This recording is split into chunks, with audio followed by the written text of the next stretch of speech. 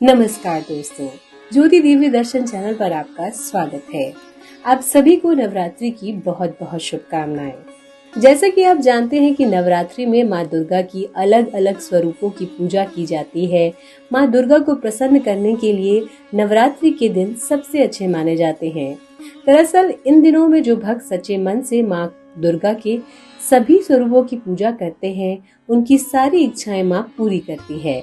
9 दिनों तक माता रानी की पूजा अर्चना के साथ आपको कथा का पाठ भी जरूर करना चाहिए। तो आइए सुनते हैं श्री दुर्गा नवरात्रि व्रत कथा। बृहस्पति जी बोले, हे ब्रह्मा जी, आप अत्यंत बुद्धिमान, सर्वशास्त्र और 4 वेदों को जानने वालों में श्रेष्ठ हो। चैत्र, अश्विन, माघ और आषाढ़ मास के शुक्ल पक्ष में नवरात्र का व्रत और उत्सव क्यों किया जाता है? हे भगवान, इस व्रत का फल क्या है? इसे किस प्रकार करना उचित है? ये सब आप विस्तार से बताएं।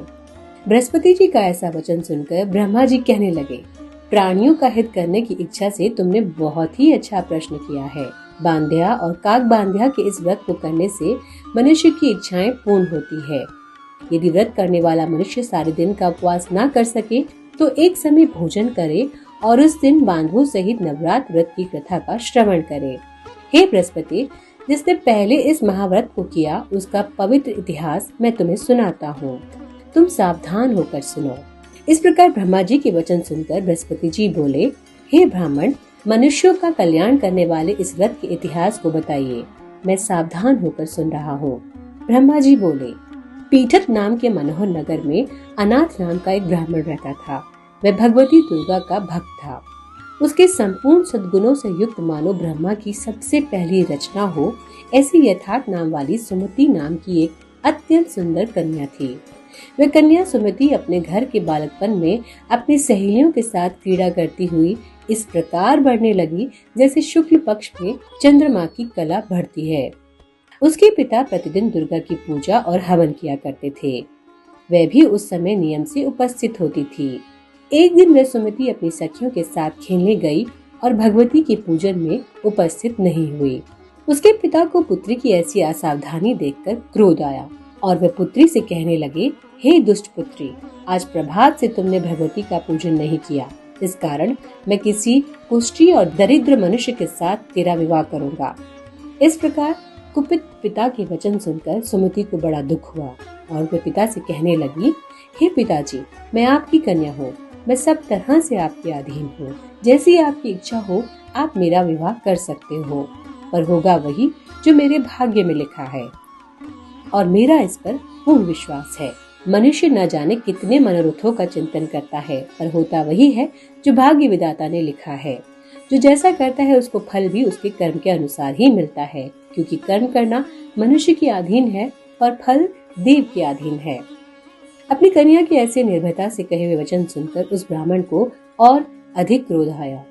तब उसने अपनी कन्या का एक कुष्ठी के साथ विवाह कर दिया और अत्यंत क्रोध होकर पुत्री से कहने लगा, जाओ, जल्दी जाओ, अपने कर्मों का फल भोगो।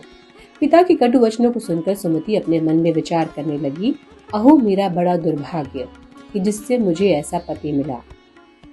इस तरह अपने दुख का विचार करती हुए सुमति अपने पति के साथ वन चली गई और भयानक वन में कुशायुक्त उस स्थान पर उन्होंने वह रात बड़े कष्ट से व्यतीत की। उस गरीब बालिका की ऐसी दशा देखकर भगवती पूर्व पुण्य के प्रभाव से प्रकट होकर सुमति से कहने लगी, हे ब्राह्मणी, मैं तुम पर प्रसन्न हूँ। तुम जो चाहो वरदान मांग सकती हो। मैं प्रसन्न होने पर मनोवांछित फल देने वाली हूँ। इस प्रकार भगवती दुर्गा का वचन सुनकर ब्राह्मणी कहने लगी, आप कौन हैं जो मुझ पर प्रसन्न हुई हो? ये सब मेरे लिए कहिए और अपनी कृपा दृष्टि से मुझ दासी को कृतार्थ करिए। ऐसा ब्राह्मणी का वचन सुनकर देवी कहने लगी, मैं आदि शक्ति हूँ और मैं ही ब्रह्मा, विद्या और सरस्वती हूँ। मैं प्रसन्न होने पर प्राणियों के दुख दूर कर उन्हें सुख प्रदान करती हूँ। हे ब्राह्मणी, मैं तुम पर तुम्हारे पूर्व जन्म के पुण्य प्रभाव से प्रसन्न हूँ। तुम्हारे पूर्व जन्म का वृत्तांत सुनाती हूँ। सुनो, तुम पूर्व जन्म में निषाद की स्त्री थी और अति प्रतिव्रता थी। एक दिन तेरे पति निषाद ने चोरी की। चोरी करने के कारण तुम दोनों को सिपाहियों ने पकड़ लिया और ले जाकर जेल खाने में कैद कर दिया। उन लोगों ने तुम्हें और तुम्हारे पति को भोजन नहीं दिया। इस प्रकार नवरात्र के दिनों में तुमने ना तो कुछ खाया और ना ही जल पिया, इसलिए 9 दिन तक नवरात्र का व्रत हो गया।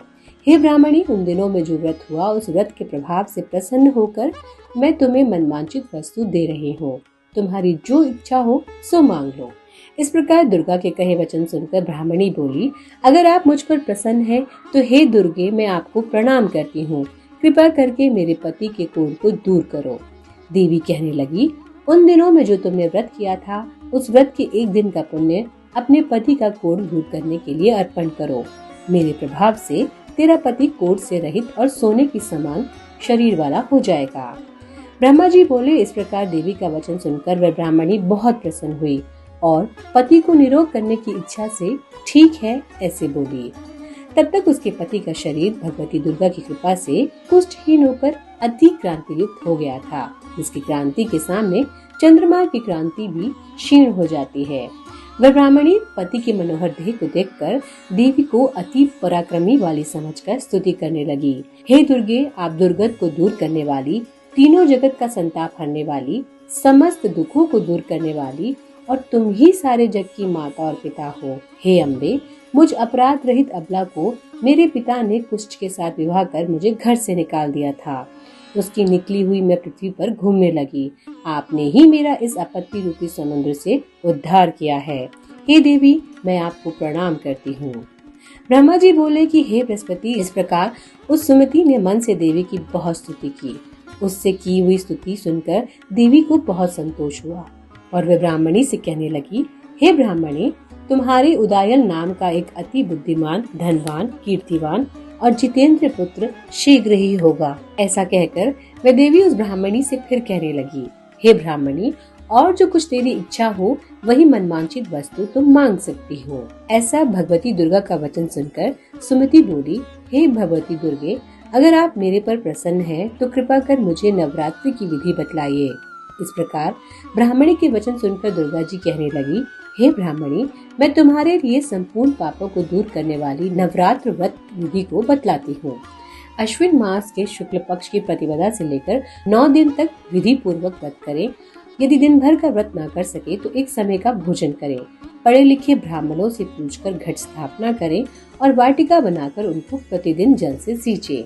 महाकाली, महालक्ष्मी और महासरस्वती की मूर्तियां बनाकर उसकी नित्य विधि सहित पूजा करें और पुष्पों से विधि पूर्वक अर्घ्य दें। इस महाव्रत को पहले बताई हुई विधि के अनुसार जो कोई करता है उसके सब मनोरथ सिद्ध हो जाते हैं। इसमें तनिक भी संशय नहीं है कि इन 9 दिनों में जो कुछ दान आदि दिया जाता है उसका करोड़ों गुना फल मिलता है। इस नवरात्रि के व्रत करने से अश्वमेघ यज्ञ का फल मिलता है।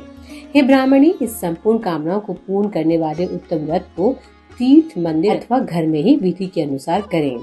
इसके बाद ब्रह्मा जी बोले, हे बृहस्पति, इस प्रकार ब्राह्मणी को व्रत की विधि और फल बताकर देवी अंतर्ध्यान हो गई। जो मनुष्य या स्त्री इस व्रत को भक्ति पूर्वक करता है वह इस लोक में सुख पाकर अंत में दुर्लभ मोक्ष को प्राप्त होता है। हे बृहस्पति, ये दुर्लभ व्रत का महत्व मैंने तुम्हारे लिए बताया है।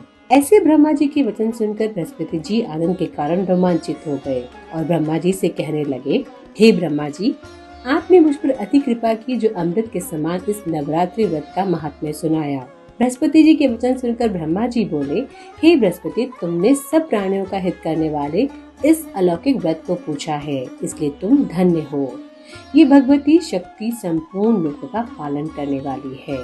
कथा समाप्त होती है। जय माता दी।